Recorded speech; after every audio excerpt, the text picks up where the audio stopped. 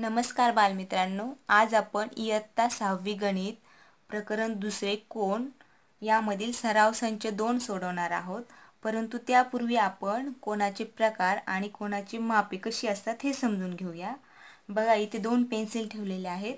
खाली एक मोठी पेन्सिल आहे आणि वरती ही पिवळ्या रंगाची छोटी पेन्सिल आहे. ह्या 2 पेन्सिल एकमेकीवर अशा स्थिर ठेवलेल्या आहेत की त्यांच्या स्थितीमध्ये कुठलाच बदल झालेला नाही. म्हणजे या पेन्सिलमध्ये पेन्सिलच्या रूपात तुम्हाला जो कोन दाखवलेला आहे अशा कोनाच्या स्थितीला म्हणतात शून्य कोन. काय म्हणतात? शून्य कोन. शून्य कोनाचे माप असते 0 अंश. त्यानंतर बघा, आता एका रंगाची पेन्सिल म्हणजे ही वरची पिवळ्या रंगाची पेन्सिल मी उचलली आहे आणि खालची पेन्सिल स्थिर आहे तिच्या जागेवर, ही अशी एवढी फिरवलेली आहे. तर तुम्हाला इथे कोन दिसत आहे. परत बघा, 0 अंशापेक्षा या कोनाचे माप कसे आहे? जास्त आहे. 0 अंशापेक्षा जास्त आणि 90 अंशापेक्षा कमी असलेला हा कोन तयार झालेला आहे लघुकोन. अशा प्रकारच्या कोनाला म्हणतात लघुकोन. आपण दुसऱ्या नंबरचा कोन शिकलो आहोत, लघुकोन. आता ही छोटी पेन्सिल मी थोडीशी सरळ केली आहे. खालची पेन्सिल स्थिर आहे. ही पेन्सिल सरळ उभी केलेली आहे. आता ह्या 2 पेन्सिलमध्ये इथे जो कोन तयार झालेला आहे हा आहे 90 अंशाचा. तर ज्या कोनाचे माप 90 अंश असते तो कोन असतो काटकोन. इथे तिसऱ्या प्रकारचा कोन आपण शिकलो, काटकोन. त्यानंतर ही पिवळ्या रंगाची पेन्सिल मी अजून थोडीशी अशी फिरवली. खालची पेन्सिल ही स्थिर आहे. बघा, ह्या 2 पेन्सिलमध्ये आता जो कोन इथे तयार झालेला आहे तो 90 अंशापेक्षा मोठा आहे आणि 180 अंशापेक्षा लहान आहे. म्हणजे ज्या कोनाचे माप हे 90 अंशापेक्षा जास्त आणि 180 अंशापेक्षा कमी असते तो कोन इथे तयार झालेला आहे विशाल कोन. या कोनाचे नाव काय आहे? विशाल कोन. त्यानंतर ही पेन्सिल मी सरळ ह्या पेन्सिलच्या बरोबर अशी फिरवली. दोन्हीही पेन्सिल सरळ रेषेत आलेल्या आहेत. मग आता ह्या पेन्सिलच्या इथून असा जो कोन इथे तयार झाला याला म्हणायचं सरळ कोन. याचे माप असते 180 अंश. 180 अंश असलेल्या या कोनाला म्हणतात सरळ कोन. त्यानंतर ही पेन्सिल परत फिरून खालच्या दिशेने आता येत आहे. बघा, पेन्सिलचे डायरेक्शन हे या दिशेने येऊन असे आलेले आहे. तर ही पेन्सिल अशी झालेली आहे आता.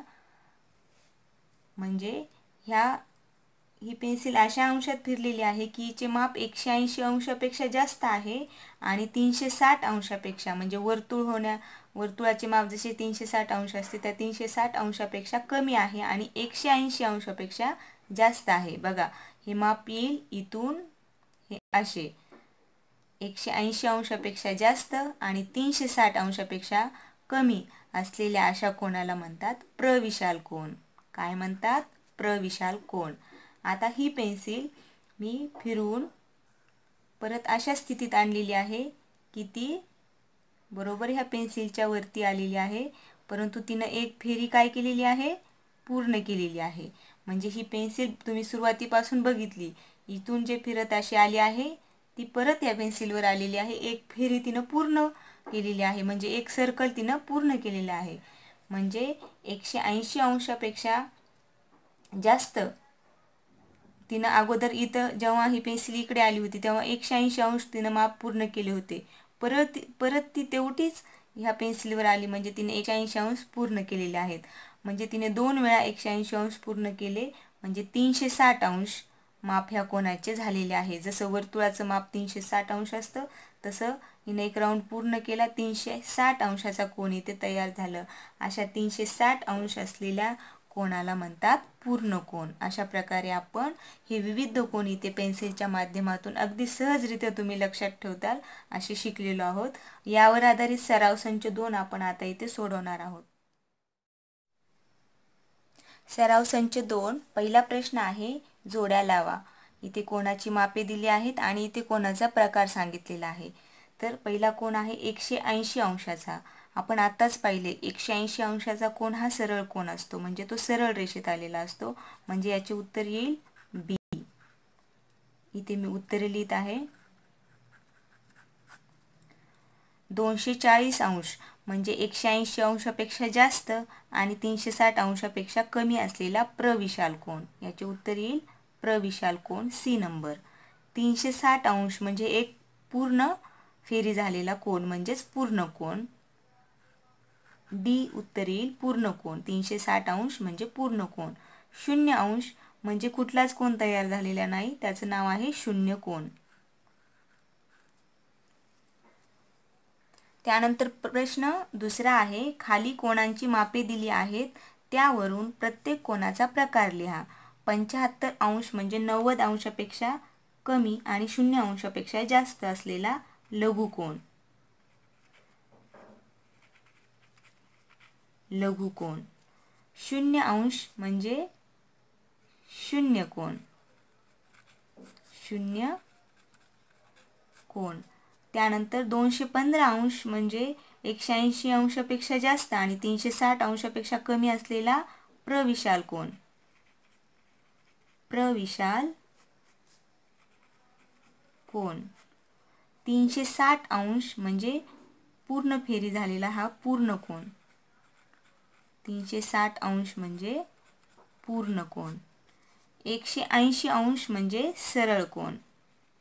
आपण आत्ताच कोन शिकलेलो आहोत, त्यावरून तुम्हाला हे सहज लक्षात येईल. सरळ कोन 180 अंशाचा असतो. 120 अंश म्हणजे 90 अंशापेक्षा जास्त आणि 180 पेक्षा कमी म्हणजे विशाल कोन. कोन ओळखण्यासाठी त्याची मापे लक्षात ठेवणं खूप महत्त्वाचं आहे. कोनाचे माप तुम्ही लक्षात ठेवले तर तुम्ही सहज कोन कुठला आहे ते ओळखू शकता. 148 अंश म्हणजे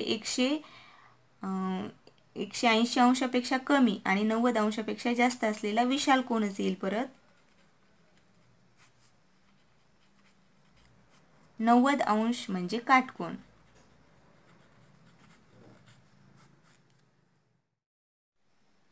बघा प्रश्न तिसरा आहे, खालील आकृत्या पहा व कोनांचा प्रकार लिहा. इथे तुम्हाला ए आकृती दिसत आहे. या ए आकृतीमध्ये तुम्हाला दिसत आहे की हा कोन 0 अंशापेक्षा मोठा आहे, परंतु 90 अंशापेक्षा काय आहे, छोटा आहे, म्हणजे हा आहे लघुकोन. मी इथे कोनाचे नाव लिहित आहे खाली, लघुकोन. त्यानंतर तुमच्या पुस्तकामध्ये बी नंबरला असा कोन दिलेला आहे, तर हा आहे काटकोन. काटकोनाचे माप असते 90 अंश. त्यानंतर सी नंबरचा कोन तुम्हाला इथं दिसत आहे.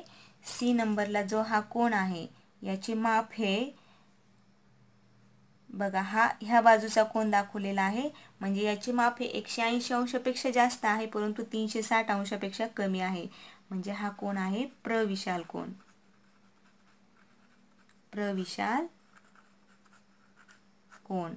हा जो तुम्हाला दोन रेषेचा हा जो कोन दिसत आहे सरळ, याला म्हणतात सरळ कोन. याच्या दिसण्यात आणि नावात साम्य आहे. सरळ कोन या कोनाचे माप असते 180 अंश. त्यानंतर आपण ई नंबरचा कोन बघूया. ई नंबरचा कोन तुम्हाला दिसत आहे, तर हा स्थिर आहे, याच्यामध्ये कुठलाच बदल झालेला नाही. हा आहे शून्य कोन. याला काय म्हणायचं, शून्य कोन. शून्य कोनाचे माप असते 0 अंश. त्यानंतर तुम्हाला इथे कोन दिसत आहे, तर हा कोन ही खालची रेषा स्थिर आहे आणि ही वरची रेषा जी आहे ती ह्या अँगलमध्ये अशी फिरून खालून इथे परत त्या ठिकाणी आलेली आहे, म्हणजे तिनं एक फेरी अशी पूर्ण केलेली आहे, एक गोल सर्कल तिनं पूर्ण केलेला आहे. तर अशा कोनाचे माप असते 360 अंश आणि अशा कोनाला म्हणतात पूर्ण कोन. हा कोन आहे पूर्ण कोन. बघा प्रश्न चौथा काय आहे, कोन मापकाच्या सहाय्याने लघुकोन, काटकोन व विशाल कोन काढा. इथे मी खालची लाईन काढून घेतलेली आहे. तर आपण इथे कोन मापकाच्या सहाय्याने आता लघुकोन, काटकोन आणि विशाल कोन कसा काढायचा हे मी तुम्हाला दाखवत आहे. लघुकोनाचे माप काय असते तर 0 अंशापेक्षा जास्त आणि 90 अंशापेक्षा कमी. आपण कुठलेही एक माप घेऊया. बरोबर हा पॉईंट मी 0 हा पॉईंट इथे रेषेवर ठेवलेला आहे. ही रेषा तुम्हाला हे रेषेच्या खाली दिसत आहे. तर 0 अंशापेक्षा जास्त आणि 90 अंशापेक्षा कमी आपण माप घेतले. समजा इथे घेतले मी हे माप 50 अंश आणि ही रेषा मी पट्टीने जोडून घेतली. बरोबर ह्या बिंदूतून ह्या बिंदूमध्ये जोडून घेतली. अशा प्रकारे हा किरण मी इथे काढलेला आहे. हा झालेला आहे 50 अंश म्हणजे लघुकोन.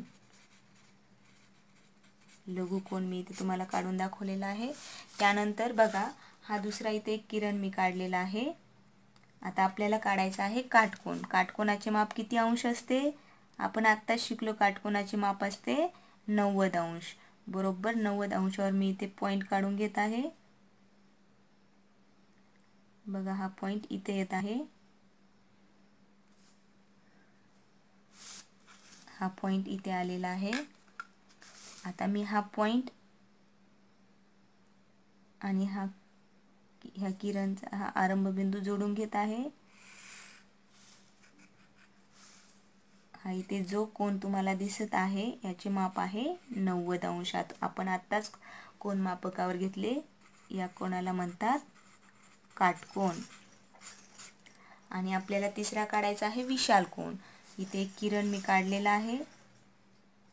आता बघा ह्या पॉईंटवर मी कोन मापक ठेवत आहे.